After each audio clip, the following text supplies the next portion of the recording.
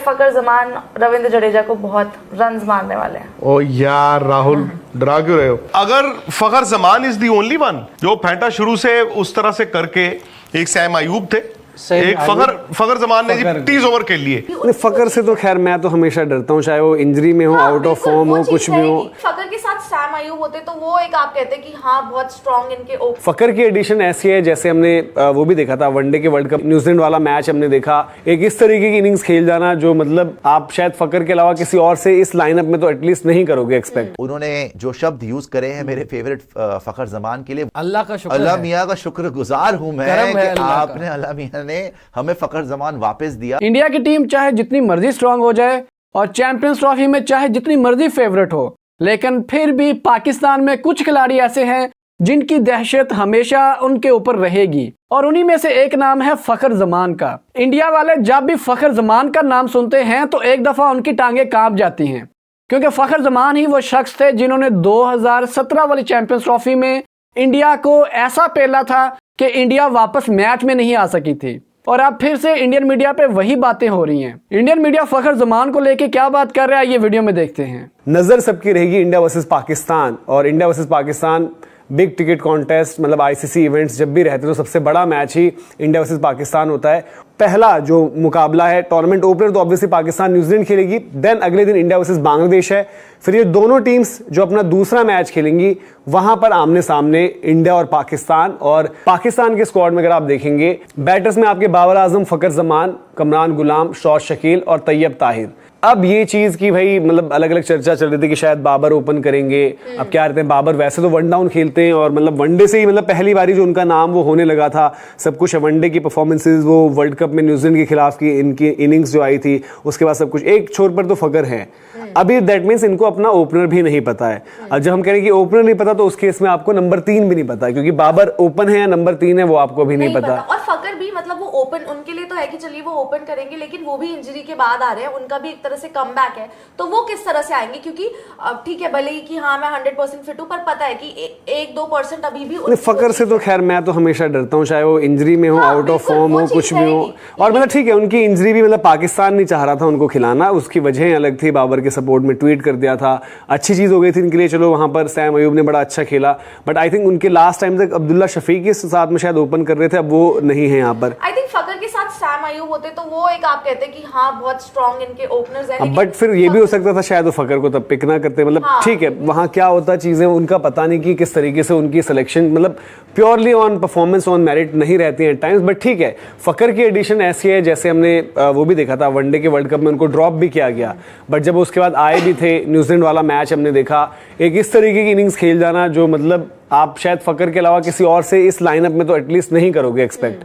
Even Pakistan की अच्छी teams भी आप बनाओगे तो आप उनमें भी बैक करोगे। हाँ इनके साथ भी कंसिस्टेंसी का बड़ा इशू था मेरे ख्याल से उस वक्त पर। अफगानिस्तान ने कौन सी सीरीज श्रीलंका में खेल रहे थे, फिर आपका एशिया कप बड़ा फीका गया था, फिर जाकर वर्ल्ड कप भी खराब जा रहा था तब ड्रॉप किया गया था।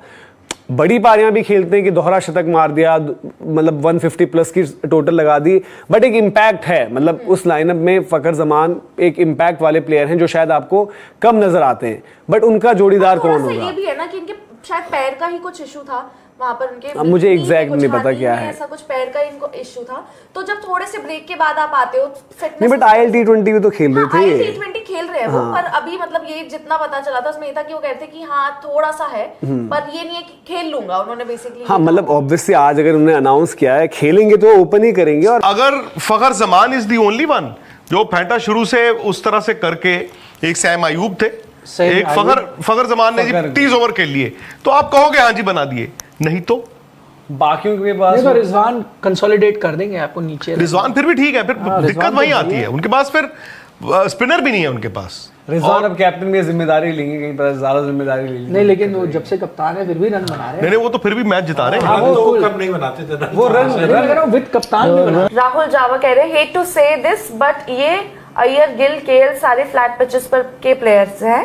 दुबई में प्रेशर में they will be badly expose, India will be out before semis. रख के वो कह रहे हैं फकर जमान रविंद्र जडेजा को बहुत रन्स मारने वाले हैं। My prediction. ओ यार राहुल डरा क्यों रहे हो?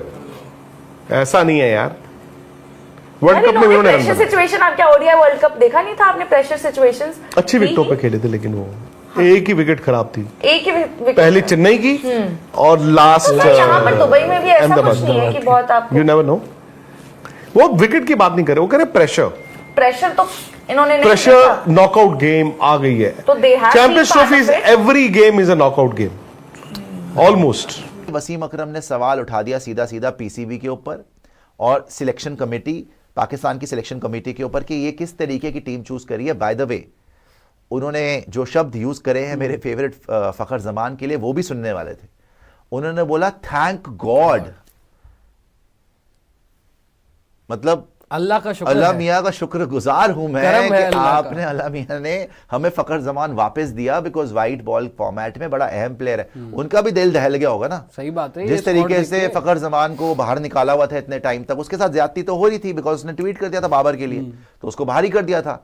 तो उन्होंने बोला थैंक गॉड कि फखर जमान वापस आ गया है और बाबर आजम को ओपन करना चाहिए फखर जमान के साथ। अब इनसे पूछा गया कि जसप्रीत बुमराह को लेकर अगर वो खेले नहीं खेले तो क्या रहेगा, पाकिस्तान को एडवांटेज रहेगी अगर बुमराह नहीं खेले, अगर बुमराह रहेगा तो क्या डिसएडवांटेज रहेगी, क्या फिर पाकिस्तान बैकफुट पे रहेगा।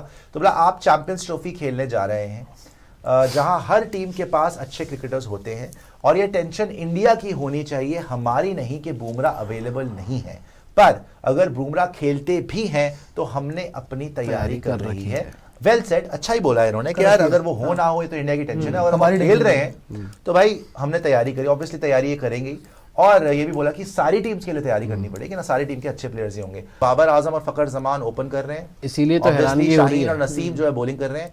इनका रिदम लगा हुआ है पाकिस्तान का, अगर इन ऑल फेयरनेस आपको बताएं रिदम इनका शुरू से लगा हुआ है। ये ऑस्ट्रेलिया जीत के आए हैं, ये साउथ अफ्रीका जीत के आए हैं, जिम्बाब्वे को तो मैं काउंट भी नहीं कर रहा। साउथ अफ्रीका में तो ये क्लीन स्वीप करके आया भाई साहब, क्लीन स्वीप साउथ अफ्रीका को 3-0, which is not a bad side by the way. वहां पे रबाडा भी खेला है, मार्को जेंसन भी खेला, उनकी बॉलिंग अच्छी थी, बट पाकिस्तान का मोमेंटम लगा हुआ है। और लगातार जो पाकिस्तान की टीम एक तरीके से जेलअप हुई है रिजवान के अंडर, कप्तानी का भी बहुत डिफरेंस पड़ रहा है। शाहीन अच्छी अपनी बेस्ट रिदम में आ चुका है, शाहीन बाबर टच वापस आ गया है, फखर जमान फिर से ओपन कर रहा है, जिसके लिए वसीम अकरम ने बोला कि थैंक गॉड कि फखर जमान को इन्हें रख लिया है, बिकॉज लग रहा था कि कोई गुस्सा हो गया फखर जमान से पाकिस्तान के बोर्ड में और उसको ये चुन नहीं रहे हैं। बट अकल आ गई है इनको फाइनली। फखर जमान दुबई में खेल भी रहा था, ILT20 में खेल रहा था, तो उसको कंडीशंस का भी पता है दुबई की, राइट। इनको अगर कोई डिसएडवांटेज है पाकिस्तान को, एक ही है कि सैम अयूब नहीं है। सैम अयूब का फैक्टर हटा दो, बिकॉज पिछले 6 मैच में 3 तो उसकी सेंचुरी है, राइट। साउथ अफ्रीका में 3 मैच में 2 सेंचुरी है उसकी। तो अगर सैम अयूब का फैक्टर आप हटा दो तो पाकिस्तान की side is a side which can challenge any team, but is it a winning side? क्या उसमें स्पिनर्स इतने, आपने सिर्फ एक सूफियान मुकीम रखा हुआ है, हारिस रऊफ, नसीम शाह, शाहीन शाह अफरीदी कैसी बॉलिंग करते हैं, फहीम अशरफ खेलता है तो वो कैसा खेलता है, साथ में अगर आपने चौथा पांचवा आपका जो बॉलिंग ऑप्शन है, अगर वो सलमान अली आगा है, खुशदिल शाह है, उनके ओवर्स कैसे निकलते हैं, इस पे बहुत डिपेंड करेगा।